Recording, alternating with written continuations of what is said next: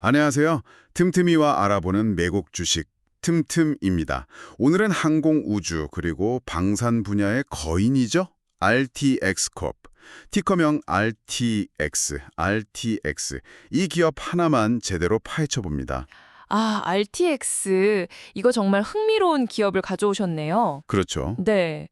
한쪽에서는 주가가 사상 최고가 수준에서 움직이고 앞으로 몇 년치 일감이 창고에 가득 쌓여 있는데 네. 다른 한쪽에서는 그 자체 결함으로 만든 최신 엔진 때문에 수백 대의 비행기를 그냥 땅에 묶어두고 있으니까요. 바로 그 지점입니다.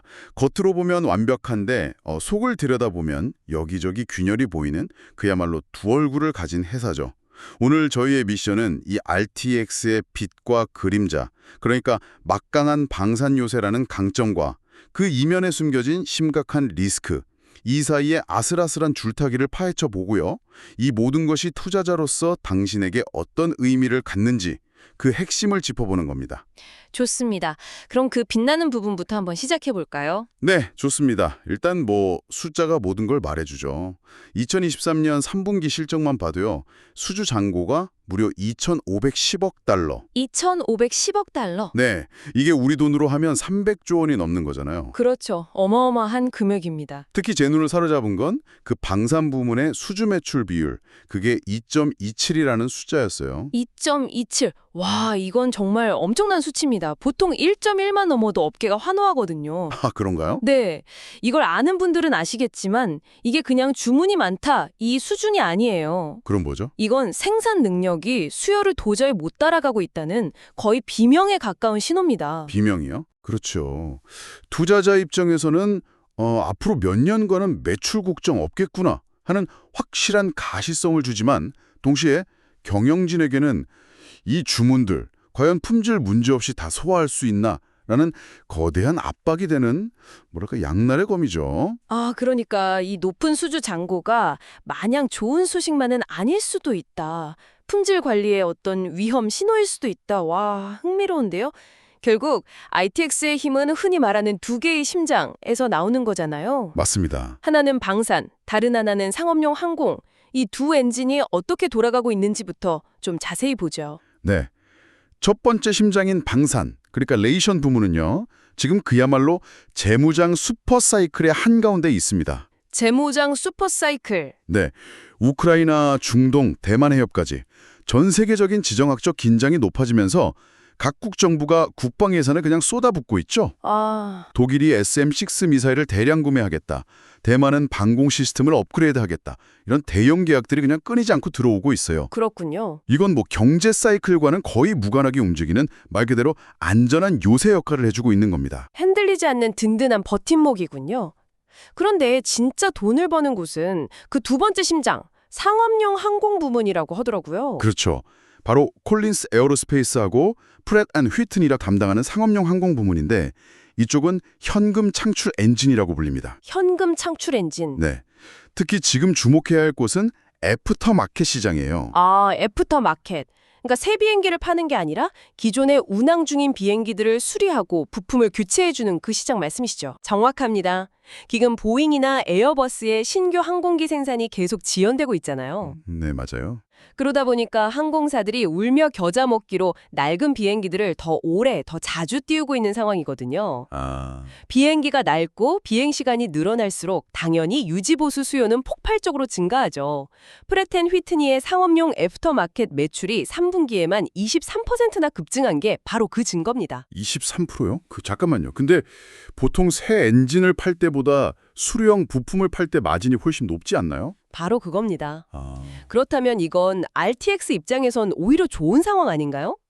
남의 불행이 나의 행복이 되는 그런 구조? 정확히 보셨어요. 그게 바로 투자자 입장에서 봐야 할 핵심이죠.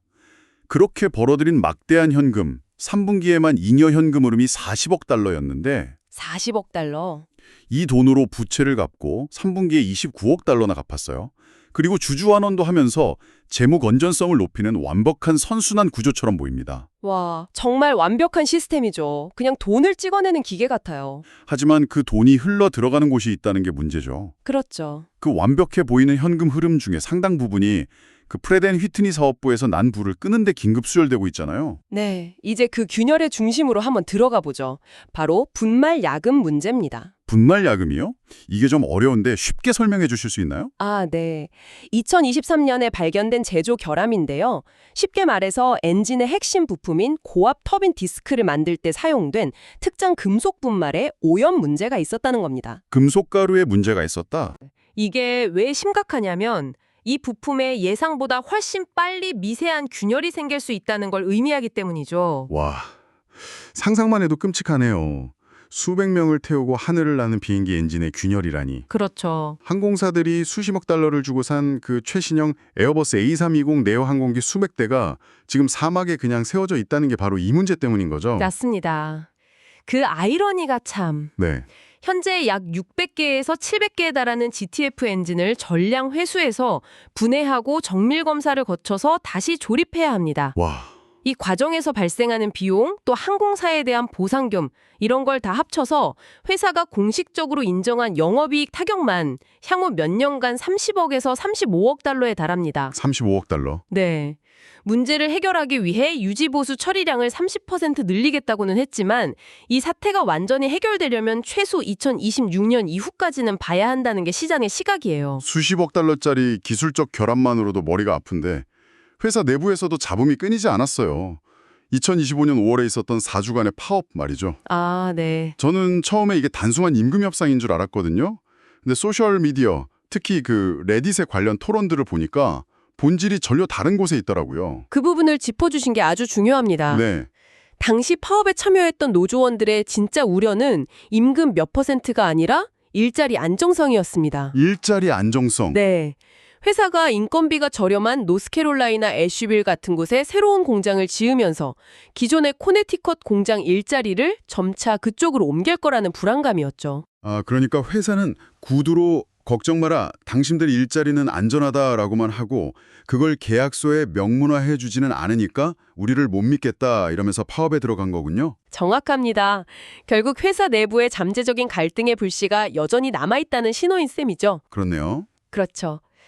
기술적 결함은 돈과 시간으로 해결할 수 있지만 한 번 무너진 노사 간의 신뢰는 회복하기가 훨씬 어렵습니다. 이런 내부의 불안정성은 언제든 또 다른 생산 차질로 이어질 수 있는 잠재적 리스크고요. 정말 엎친 데 덮친 격으로 가장 큰 고객이자 어떻게 보면 생사여탈권을 쥔 미국 대통령에게 공개적으로 저격까지 당했습니다. 네, 그게 정말 컸죠. 가장 대응이 느리고 국방 투자보다 자사주 매입 같은 주주 환원에만 신경 쓴다면서 계약 중단 가능성까지 내비쳤잖아요. 이것이 RTX가 직면한 가장 예측 불가능한 리스크입니다. 트럼프 전 대통령의 스타일을 보면 국방 예산을 대폭 증액하겠다는 당근을 주면서도 동시에 특정 기업을 콕 집어서 주식 환매 금지 같은 채찍을 휘두르거든요. 아, 이건 투자자 입장에서 최악의 불확실성입니다. 기업의 자본 배분 전략이라는 가장 본질적인 의사결정에 정치권이 직접 개입하겠다는 신호니까요. 정리해보면 정말 아찔하네요. 수십억 달러짜리 엔진 리콜, 언제 터질지 모르는 내부의 노사 갈등, 그리고 최대 고객인 대통령의 공개적인 압박까지. 와, 이 정도 역풍이면 보통 회사는 휘청거릴 것 같은데요. 그렇습니다. 그래서 이 모든 상황을 종합해보면 이제 이 회사의 핵심 전략이 보이기 시작하는 거죠. 한쪽에는 거대한 수요라는 순풍이 불고 있고 다른 한쪽에는 심각한 운영 및 정치적 리스크라는 역풍이 동시에 불고 있는 상황.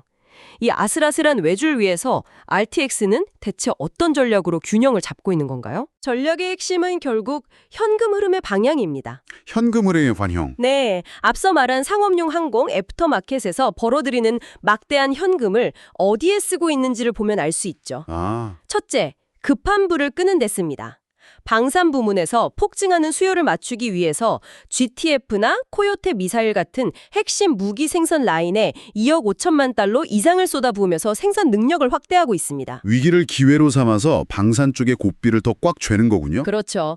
동시에 그 돈을 미래에 투자하고 있습니다. 예를 들어 쉴드 AI라는 스타트업과 파트너십을 맺고 AI 기반의 차세대 전투기 조종, 표적 인식 기술 이런 걸 개발하고 있고요. 네네. 또 한편으로는 하이브리드 전기 추진 시스템 같은 차세대 항공 기술에도 막대한 R&D 비용을 쏟아붓고 있습니다. 여기서 정말 흥미로운 지점이 나오네요. 지금 회사의 발목을 잡고 있는 게 최첨단 기술인 GTF 엔진의 실패인데 그 문제를 해결하기 위해 벌어들인 돈을 또 다른 최첨단 미래 기술에 투자하고 있다니. 바로 그겁니다.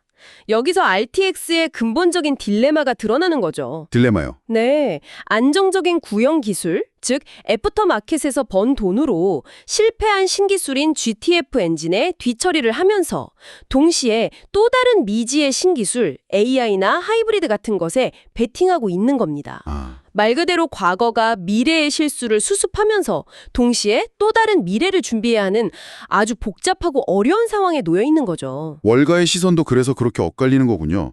JP모건이나 시티그룹 같은 곳은 방산 부문의 압도적인 성장성에 주목하면서 목표 주가를 $200 이상으로 잡고 매수를 외치는데 네. 유독 골드만삭스는 중립 이하의 의견을 내면서 그 GTF 엔진 문제의 비용이 예상보다 훨씬 더 커질 수 있다.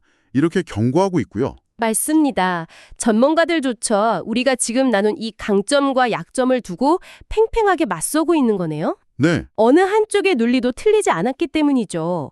방산의 성장 가도만 보면 무조건 매수, GTF 엔진의 리스크만 보면 절대 매수 금지가 맞습니다. 진실은 그 사이 어딘가에 있겠죠.